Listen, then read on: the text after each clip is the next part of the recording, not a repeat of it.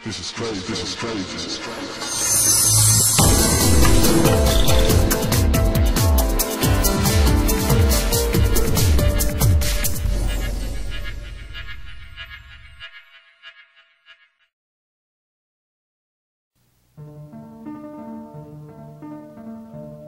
Tervetuloa perhojen sitomiseen.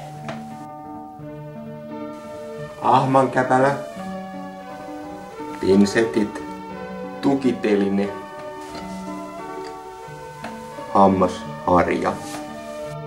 Ja ei muuta kuin tekemään. Siinä on jo koukku valmiiksi laitettuna, muutenhan tässä menisi koko ilta. Täältä voi aloittaa. Aloittelijoille suosittelen tätä jäniksen käpälää.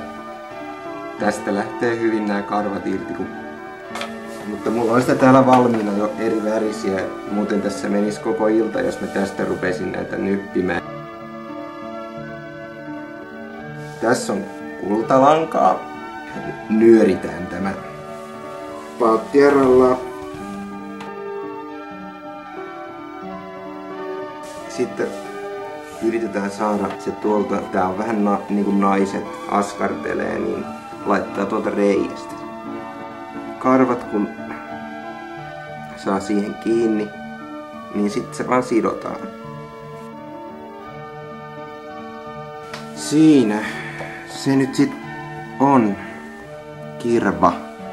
Nyt kun tää on tehty, niin tällä voi tosiaan kalastaa ihan mitä kalaa vaan. Ja jos on taitava niinku yksi mun kaveri, niin voi silleen niinku aika hyvinkin saada.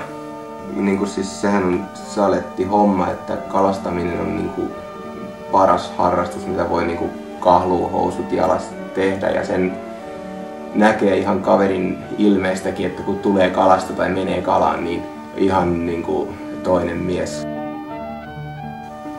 Onko sulla, onko noilla saatu kalaa, onko sulla?